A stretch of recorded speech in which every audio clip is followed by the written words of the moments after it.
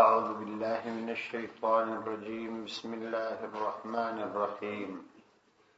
ألم تر إلى الذين أوتوا نصيبا من الكتاب يشترون الضلالة ويريدون أن تضلوا السبيل. سورة نساء آيات نمبر 3. ألم تر إلى الذين أوتوا نصيبا من الكتاب يشترون الضلالة. آیات لیدلی ندی الى الذین هغه کسان اوتو نصیبا چې هغوی ته ورکړل شوی و یوه لویه حصه من الکتاب د الله د کتاب څخه یشترون الضلالة هغوی اخلی گمراهی ویریدون او هغوی اراده لري ان تضلوا السبیل چې تاسو د حق لارې واړئ. د دې آیات د مخکې آیات سره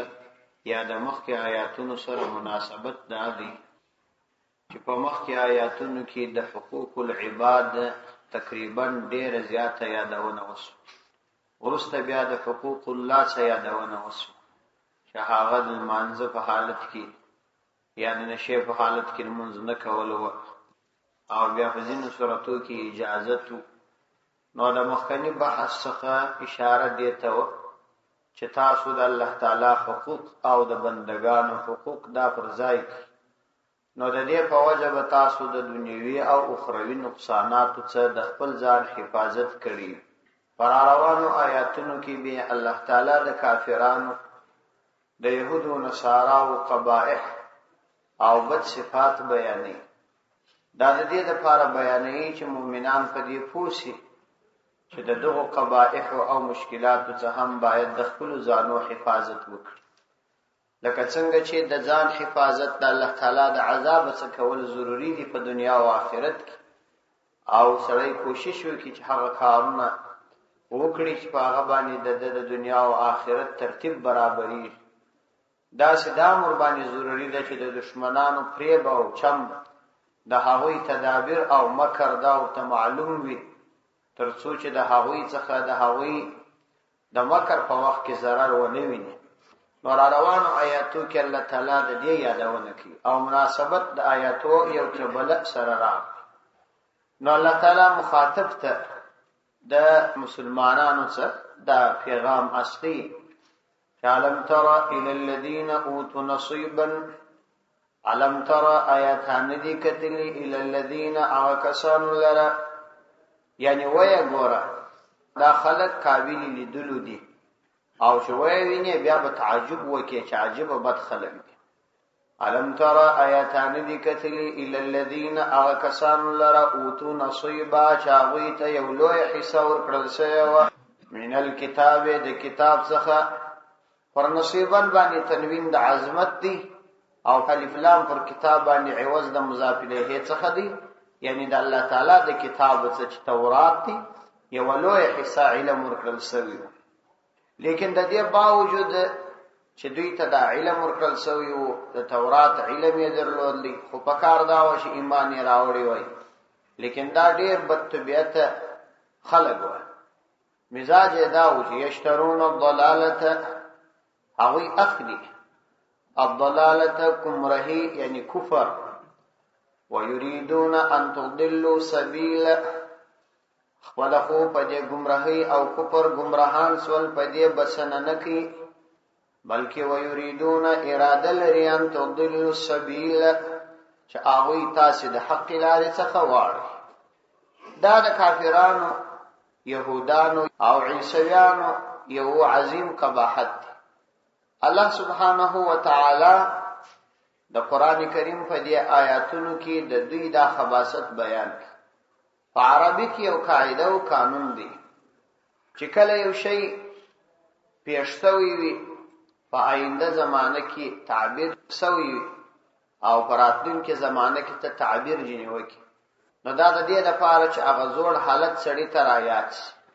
لکه څوک چې وایي چې یو پخوانی کیسه کې انو هغه کې څه پیښ شي نو دی وای دی ورزي بیا داسې کوي او یو دادی چې په عربي کې د مضارع په صيغه باندې د هغه خبرې څخه تعبیر وسی لکه دلته چې الله تعالی دا تعبیر کوي چې یشترون الضلاله ويريدون ان تضلوا سبيلا. یعنی د کافرانو او د يهودو نصاراو مستمره مزاج او عادت دادي چې اوی تر قیامت تر ورځې په دې فکر او اراده کې دي چې تاسو به د گمراهۍ لین ته برابرې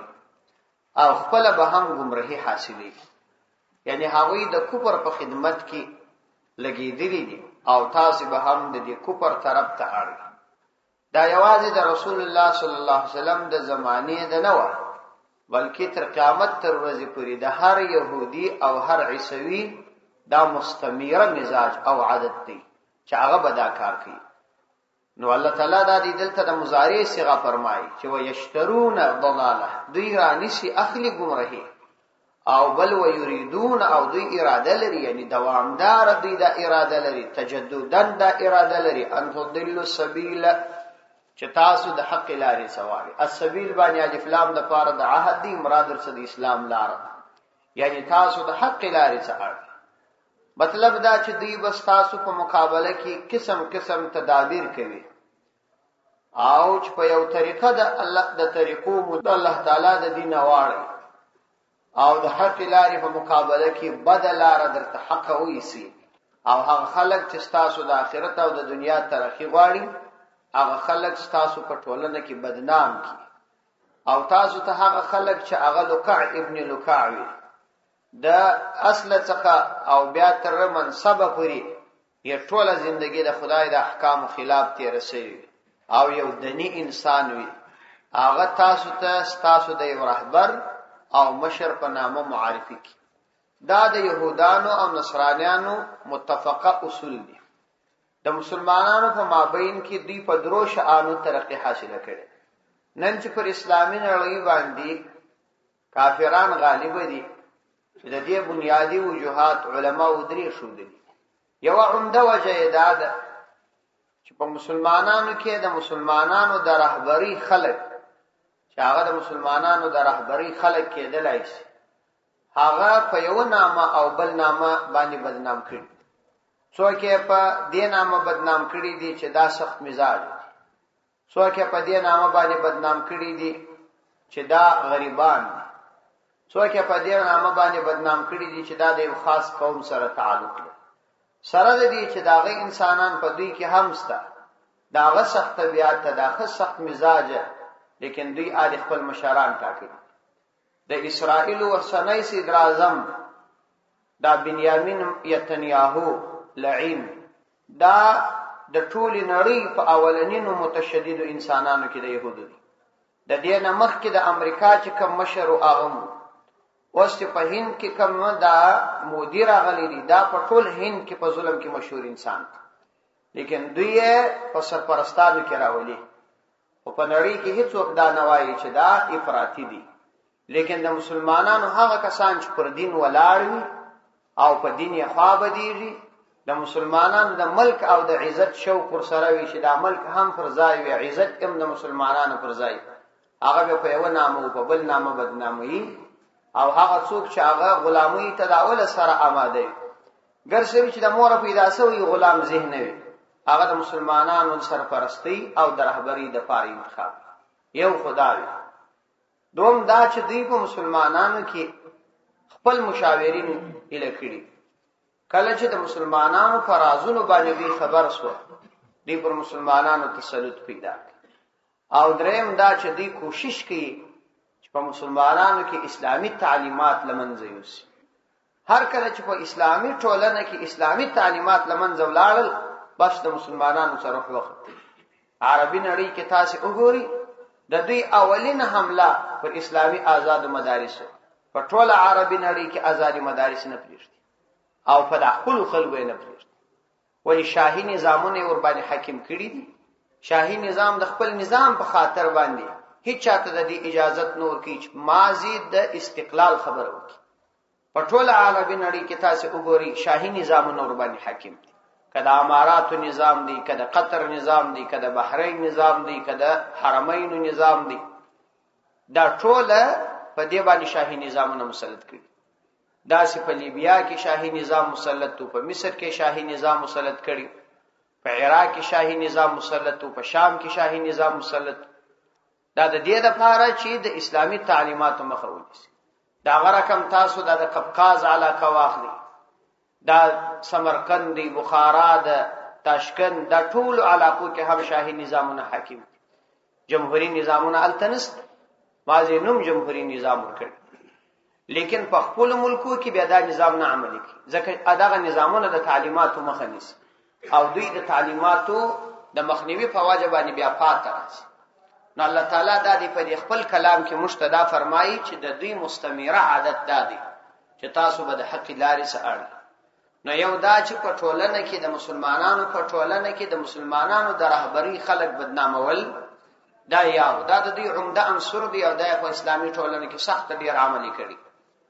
او بل دا چې دوی د مسلمانانو پر رازونو ځان خبري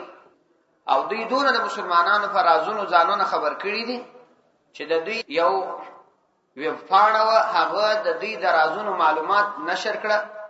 د هر پاچا په ارتباطي به ډیر معلومات درلود. او بل دا چې دوی اسلامی تعلیمات لمنځم دا د دوی سلسله ده او طریقه ده.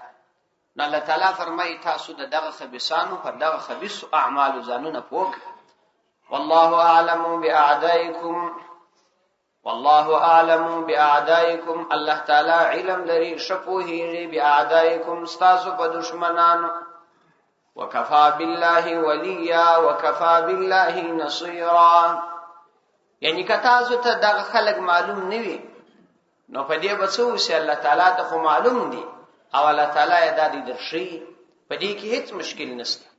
الله فرمایي کتاسو ته د هغوی په ارتباط معلومات نه نو دا څه فرق نه کوي، ځکه چې والله الا عز وجل عالم کامل علم لرونکی دی باعدائکم استاسو په دشمنانو باندې هغه ټول تاسو ته درشي. دا دی الله سبحانه و تعالی په دې مبارک آیات کې تر مخکنی کلام ترقی وکړ، یعنی مخکې یې دا یاد کړ چې هغه کسان چې د کتاب یو حصہ ورکړل شوی هغه دا اراده لري، دلته په دشمنانو درته واضح کړ چې الله تعالی ستاسو په دشمنانو علم لري، دا ستاسو دشمنان دي. والله اعلم باعدائکم، الله تعالی ستاسو په دشمنانو علم لري. نو بیا د يهودانو صفت کول، د هغوی نظام تاییدول، د هغوی په ګټه خبرې کول، د هغوی د رادیوګانو خبره منل، دا د ایمان منافي خبره. د هغوی د رادیوګانو خبرې منل، د هغوی د ټلویزیونو خبرې منل، د هغوی د رسنیو خبرې منل چې حقیقت یې لا پر مسلمان دا لازمي ده چې نه به مني. د کافر د خبرې تصدیق ته څنګه کوي؟ کافر ستا دشمن دی او د خبرې تصدیق، هغه په رادیو کې د مسلمان په خلاف غږیږي او ستا یې زړه خبره لویدلی چې هغه د مسلمان په خلاف خبره وایي چې په حقیقت کې دا غسوی نه به مني. د ایمان دا تقاضا. والله اعلم باعدائکم، الله تعالی شفوهی باعدائکم استاسو په دشمنانو باندې. وکفى بالله وليا وكفى بالله نصيرا، وكفى بالله کافی دی الله عز وجل وليا د دوستی په اعتبار، وكفى بالله او کافی دی الله عز وجل نصيرا مدد کوونکی. یعنی تاسو د دشمنانو مقابله کې ډېر د دشمنانو په فکر کې مفاته کېږي چې تاسو دومره د دشمنانو سره مرعوب سي او دومره په وهم کې جنول ویږي چې آخر خپل کار در صفات سي مقابله نشي کوي، بلکې الله سبحانه و تعالی تاسو کافی دی، الله تاسو دوست دی، تاسو د خدای بندگان یاست او الله یقینا تاسو نصرت کوي او یوازې الله د نصرت لپاره کافی دی. وکفى بالله او کافی دی یعنی تاسو ډېر فکر هم مکوئ. وکفى بالله کافی دی الله عز وجل وليا د دوستی په اعتبار تاسو د مصلحتونو رعایت کوي. وکفى بالله نصيرا او کافی دی الله عز وجل نصيرا مدد کوونکی، تاسو د مضرتونو څخه تاسو حفاظت کوي. من الذين هادوا يحرفون الكلم عن مواضعه ويقولون سمعنا وعصينا واسمع غير مسمع وراعنا ليا بألسنتهم وطعنا في الدين. من الذين دا کم خلق دي چې دا گمراهی رانی سي هغه دا خلق دي من بیانیه دي د الذي يشترون څخه چې دا هغه کسانو څخه چې هغوی ته د کتاب غټ حصہ ورکړل شوی هغه رانی سي گمراهی يشترون الضلال هغه کم خلق دي. الله فرمایي من الذين هغه خلق دي هادو چې يهودان دي او گمراهی چې شه د چرانی سیه دا يحرفون بیان دي هغه گمراهی دا د چې يحرفون الكلمه عن مواضعه يحرفون ضي تبديل راولي تغيير ورکي الكلمه كلام ته عن مواضعه د خپل ځایو څخه ويقولون اوای سمعنا مجواردل وعصينا مجونمنل واسمع اوای ور غیر مسمع نجد راور والکیجی وراعنا او زمج مراعت وک لین علون کی وی تاون کی وی بیالسنتهم خپل جبل را وتعنن تعنکون کی وی په دین په دین کی یعنی د دې يهودانو دا طبيعت دي چې د پیغمبر علی السلام او د مسلمانانو د آزار د پار دوی خپل خبري بدلی دا وړي وړي خبري دا د دې عادت دي او تر قیامت پورې به دا سلسله جاری دوی وایي د الله تعالی کلام د خپل معنا څخه بدلی یعنی په تورات کې چې د اسلام د حقانیت په ارتباط کومي خبري هغه ته تغییر ورکي پر ځای نوري خبري اجدي یا لفظا یا معنا یا معنوي تحریف کوي یا لفظي تحریف او بل دا چې پیغمبر علی السلام ته براغله نو پیغمبر علی السلام ته به ویل چې سمعنا وعصينا د دې دوه مطلب دي سمعنا دا مطلب چې موږ ستا خبره واوریدل وعصينا یعنی د بل چا د خبرو په منلو کې موږ نه فرمان د بل چا خبره موږ نه منو یوازې بس تا خبره موږ ومنل او بل مطلب دا دی چې خبره خو دې مواوریدل سمعنا خبره مواوریدل وعصينا او موږ نه فرمان نو ظاهری خو یې د هغه په ذهن کې دا ور کول د مسلمانانو په ذهن کې چې ګواکې موږ د بل چا خبره د نبی کریم علیه السلام په مقابله کې نه منو لیکن حقیقي معنا یې دا و چې موږ ستاسو خبري تایید نکو او روی عمل نه وکړو واسمع تزمج خبره واوره غیر مسمع ما سیوات اوریدلو څه مسمع تا ته جدر اورون کې نه وي غیر ما سیوا مسمع د اورون کې څه یعنی تا ته د څوک بد خبره نه در اوروي تا ته د څوک بد خبره نه در اوروي د دې مطلب دا دی چې ته د خلکو خبري واوره خدا سي خبري سره د تعالی نه مخامخ کی چې ته باغ پریشان شې یو مطلب یې دا دی بل مطلب یې دا دی چې غیر مسمع تا ته در اورون کې نه مطلب دا تا ته د خیر خبره ګر سره څوک نه در اوري یعنی ته همیشه د پریشانی او بدی خبري اوري دا دواړه مطلب دی نو دوی به ظاهری مطلب د مسلمانانو په مخ کې ښکارا کوي لیکن په نفس الامر کې بیا دا بل معنا جن مراد او راعنا فمعنا باندې د شنزلو ده ځکه وایدا اخستل سوی ده دراعینا څخه یعنی زموش پانه یا زموش چوپانه او یا دې تورته بل معنا یې هم او ظاهری معنا دراعینا دا چې زموش رعایت وکړي یعنی زموش خیال وسه نو دغه کلمات به دوی استعمالول الله تعالی فرمایي لین بالسنتهم دا خپل لهجو ته به تغییر وکا یعنی د عزت لهجه به د تحقیر لهجه ته واړو یو عزت لهجه یو سړی یو چاته د عزت په لهجه ژغیر یو سړی یو چاته د تحقیر په لهجه ژغیر په لهجو کې فرق دی ځکه معمولی خبره ډیره خطرناکه او طعنن فی الدین په دین کې طعنه کول دا د دې کار نو الله فرمایي من الذين دا بیان دي د هغه کسان چې اوتل نصیبا من الكتاب او دا يحرفون دا بیان دي د یشترون الضلاله د پاره یعنی داغه د پاره وضاحت چې من الذين دا خلک چې د کتاب لوح ثور کړل سوی و د الله تعالی د کتاب هغه کسان دي هادو چاوي گمراهان و یا گمراهي اختیارول هغه گمراهي نو دا و چې يحرفون الكلمه تحریف راوستی تغییر راوستی الکلمه فکلام کی یعنی په تورات کی عن مواضعه د خپل ځایونو څخه یعنی خبره چې بالته و هغه به بدلوله یا لفظا یا معنا یا به تحریف لفظی کوي یا به تحریف معنوي کوي یا خو به هغه الفاظ د غزای چې استقرال التبه نور الفاظ لیکل او یا دا چې د هغه الفاظ خپل ترجمه به نه کوله بلکې نوري ترجمه به جنرال استل ويقولون اوای سمعنا مجواردل وعصينا او مجونمنل یعنی د بل د مونمنل ظاهری معنا خو دا اخسته واسمع او تواور غیر مسمع تا تجدر اورونکی نوی یعنی تعالی در اورون کې نه وي یو مسمع دی نه وي چې تاسو یو خبره درواورول سي غیر مسمع تاسو نه دراورول کیږي یو خبره یعنی یو مسمع دی تاسو یو خبره نه در اوروي مطلب دا چې بد خبره دې ته نه اوري لیکن مطلب دا و چې ښه خبره دې ته نه اوري وراعنا او زموږ مراعات وک واسمع واور غیر مسمع او ته دې د بدی خبرې اوریدونکې نه دې دراورول کیږي وراعنا او زموږ رعایت وک لین تاوون کې وخپل خبر لره د لهجو څخه د عزت و لهجو ته د تحقیر او د بی عزتی بالسنتهم خپل جبل لره لین تاوون کې و بالسنتهم خپل جبل لره وتانن او تعنکون کې و فزړ کې په دین په دین کې او په دین باندې به اعتراضات کول تعنای ویل استهزاء کول په دین باندې ځکه د نبی صلی الله علیه وسلم استهزاء کول او فراغت تعنا ویل دا پر دین تعنا ده نو دی په دین کې تعنا کول دا د يهودانو یو بل قباحت او بی دینی ده يهودانو کې دا مزاج اوس تر پخوا ډیر شپروت او دوی په هر حالت کې د مسلمانانو د دین د بدنامولو او د خدای پر کتاب د تهمت لګولو او د الله پر پیغمبر او د صحابه کرامو په شان کې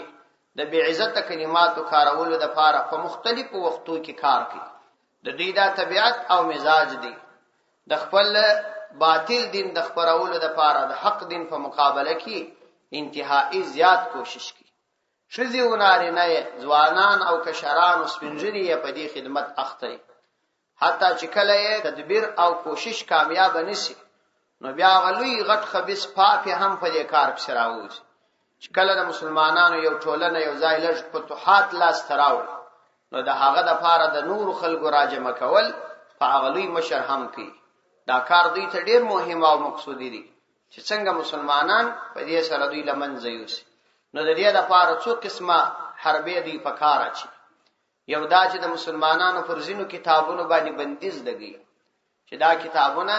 د مسلمانانو په ټولنه کې زموږ په خلاف افراطیت راپورته کوي لکه د جهاد ځینې کتابونه او یا د ځینو خاصو مسلمانانو کتابونه چې پر یو خاصه موضوع تحقیقي لیکلي لکه اوس د دې په ارتباط باندې یو کتاب لیکل شوی دی دا د هندستان یو عالم مولانا رحمت الله کیرانوی رحمه الله لیکلی دا ډېر پخوانی عالم دی تقریبا د اوس څخه یو سل شپېته کال یا یو نیم سل کال مخکې وفات دی د دارالعلوم دیوبند مغاول اکابر بزرګانو څخه دی دا دومره ذهین سړی تیر شوی و د په ټول عصر کې عیسویانو يهوديانو د خپل دین د ثبوت لپاره یو خبره مسوجنی کوي نو دا یو کتاب لیکلی اظهار الحق د دې اظهار الحق د لپاره د امریکا او د نور کفر ملکونو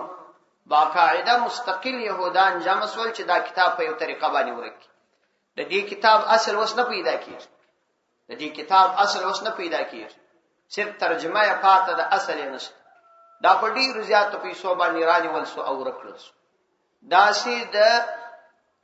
عراق په ډیرو کتابخانو کې د مسلمانانو زیات کتابونه داسې و چې هغه د مسلمانانو د لپاره ډیر مهم او پر ډیرو مسائلو لیکل شوی و هغه دی ورکړل یو او دغه سي ترکیه په استنبول کې ځینې کتابونه پراته و سعودي کې داسې ډیر کتابونه و دا ګرد دی یو او بل دا چې دوی دا کوشش کوي چې د مسلمانانو د اولادونو تعلیمي سطحه دا انتهایی ټیټه کی کتا سو فکر وکړئ زموږ تعلیمي مراکز ته نن راسي دا چې موږ تعلیمي مراکز کم دي په دې ټول ملک په یو تعلیمي مرکز کې معیاري تعلیم نشته صرف د مسلمانانو د اولادونو وخت ضایع کول حالانکه یو نظام دا څنګه نشي کولای یو نظام ته دا بالکل اسانه ده چې په دنیا کې تر ټولو مستعد استاد په تنخواه راولې ویل او نظام ورته جوړ کړ خو نه کی دا کار دا ولې نه کی دا د دې لپاره نه کی چې د مسلمانانو اسلامی تعلیمات ترقی ونی او ذهنونه یې جوړ کړي بل دا یو پروګرام ورته جوړ کړی دی چې مازه د 12 فارغ شو داغه بیچاره خط سم نه یزدا دا هغه بیچاره تر اوسه پوری استعداد دی بیا داغه د پاره د بورسو ترتیب روان دي بیا غربي هوادونو ته بورسونه روان دي دا غربي هوادونو ته د مسلمانانو ځوانان د تعلیماتو د پاره استول د عصري تعلیماتو د پاره استول په شدو کې زهر ور کول دي ټولني ځکه دا خلک عقیدوي جوړ نه وي، د دې بیچارهګانو سیرت نه وي زده، د پیغمبر علی السلام د دین په ډیر اصول باندې نه پوهیږي. دا چې هلته ولاړ شي حالت 4 کاله 15 کاله دای په غربي ټولنه کې د کفارو په بغل کې تیر کی، نو دته پر اسلام باندې بیا څه پابندي لکه پر اسلام چا اعتراضات کوي، بلکې اول به د هغوی مدافع وکیل دی چې پر اسلام به اعتراضات کوي. دا د دې ترتیب وي چې د مسلمانانو د تباہی د پاره جوړي. نو طعنن فی الدین، په دین کې طعنه کوي. ولو انهم قالوا سمعنا واطعنا واسمع وانظرنا لكان خيرا لهم. الله تعالی فرمایي ولو انهم کچیر هاوی قالو ویلی وای سمعنا مجواوردل، یعنی کای د سمعنا وعصینا پر ځای باندې یوازې سمعنا کلمه ویلی وای، او د عصینا کلمه پر ځای دا ویلی وای چې واطعنا موږ ومنل، نو دا کلمه ویلی وای، او د واسمع کلمه ویلی وای، د غیر مسمعين کلمه ګرسری ویلی نه وای، او د راعنا کلمه پر ځای د وانظرنا کلمه ویلی وای چې موږ ته وګوره، نو دا به د دې لپاره ډېر خیر. ځکه په دې کلماتو ظاهري معنا خو سمه و، دوی د نور مسلمانانو عقاید خرابول. الله فرمایي ولو انهم کچیر دی قالو ویلی وای فرزای د دغه دوه معنا لرونکو کلماتو فرزای دا یو ویلی وای سمعنا مجواوردل واطعنا او مجومنل، یعنی د سمعنا وعصینا فرزای دا کلمات کار کړي وای، واسمع او واور دا کلمه ویلې وای، غیر مسمعين کلمه نه ویلې، وانظرنا او مشتقوګوره دا کلمه ویلې وای، وراعنا کلمه نه ویلې، لکان خیر لهم، نو دا به د دې د پاره ډیر خیر وای، ام به په دنیا کې خیر وای ام به په آخرت کې، واقوم او ډیر برابر پر موقع خبره بوای، واقوم او په حقیقت کې به هم پر موقع باندې وای، لیکن دوی دا کار نه کوي. ځکه دا کار دوی نه کوي چې الله تعالی دوی د دین دشمنان ګرځولي. ولکن لعنهم الله بکفرهم، لیکن خبره دا ده چې لعنت کړي دی الله تعالی په دوی باندې، لعنهم لعنت کړي دی په دوی باندې الله عز وجل، یعنی پر دوی لعنت کړي دی، خاص رحمت دای جنیسته کړي، بکفرهم د دې د کفر په وجه باندې، یعنی د دې د کفر په وجه الله تعالی پر دوی باندې عذاب را نازل کړي دی، چې دا در ټول لوی عذاب دی چې الله تعالی د حق توفیق نه ورکړي. نو کفر عام دی چې اقوال د کفر ولکه دغه او یا نور اقوال د کفر یا افعال د کفر دا ټول پکې داخلي دي. فلا یؤمنون الا قلیلا، نو دوی ایمان نه راوړي الا قلیلا مگر ډېر لږ کسان په دوی کې ایمان راوړي، لکه عبد الله ابن سلام رضی الله عنه یا نور صحابه کرام. صدق الله العظیم.